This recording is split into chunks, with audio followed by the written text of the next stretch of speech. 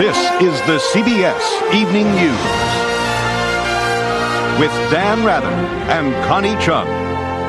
Good evening. President Clinton hit the life support alarm button today, trying to revive the critically injured nomination of Dr. Henry Foster to be Surgeon General of the United States. The Fight Back campaign included a White House orchestrated public appeal from the nominee himself and a quick flip-flop and side shuffle today from a prominent Democrat. White House correspondent Rita Braver reports. Saying that he is in the fight of his life, Dr. Foster defended his years of work saving lives, delivering babies, and trying to prevent teenage pregnancies. And he lashed out at those who have tried to make abortion the central issue of his nomination. And the irony after the debate is, my life work has been dedicated to making sure that young people don't have to face the choice of abortions. To do this, we have put life's possibilities within the reach of these young people. But a key Democratic senator today threatened to vote no on Foster to protest the administration's inept handling of the nomination. I'm going to vote against him, and it has nothing to do with the merits. Nothing to do with his merits. I am just no longer going to participate in nominations where, in fact, there is no obvious deep thought given prior to them being sent up. That is not what I got hired on to do. Hours later, Biden faxed the White House a letter saying he didn't want to take his anger out on Foster and would decide how to vote later. Still, another Republican came out against Foster. Reluctantly, I would urge Dr. Foster to withdraw his name from consideration. But Foster won't give up. He appeared with doctors' groups who back him, as well as with African-American and women supporters in the House. And the Senate Minority Leader took to the floor to praise Foster. This man deserves confirmation. This man deserves our support. Still, the White House today was faced with a Washington Times report that while Foster was chief of the Obstetrics and Gynecology Resident Program at Meharry Medical College, the program lost its accreditation. Administration officials said the reason was lack of patience and was in no way related to Dr. Foster's performance.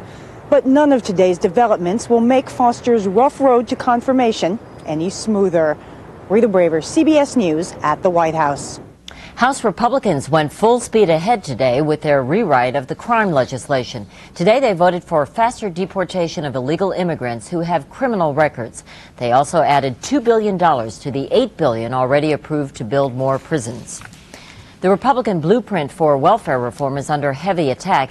Democrats say proposals to slap time limits on welfare and deny welfare to single mothers under 18 will punish children. Meanwhile, Republicans have quietly caved in to pressure from the powerful seniors lobby. They dropped plans to cut back welfare programs for the elderly. When it comes to their own welfare, members of Congress seem to have no trouble keeping their perks, even the ones they said they were giving up. Case in point, misuse of free mailing privileges to lobby you at your expense. Correspondent Eric Ingberg has the exclusive story in tonight's CBS Evening News Reality Check. At the end of this dingy Capitol hallway sits the House folding room where the mail goes out. It's off limits to cameras. Official or frank mail is one of the dirty little secrets of the House. Not just because it costs the taxpayers $30 million a year, but because rules intended to keep official mail from helping re-election campaigns are routinely evaded. We have a lot of congressmen spending a lot of staff time and resources figuring out, here's the law, and there's my election goal, and how can I get around it, and what can I do to beat the system. To measure the system beating, CBS News fed franking records obtained from the Postal Service into our computers. In the 60 days before an election, congressmen are barred from mailing more than 500 letters at a time.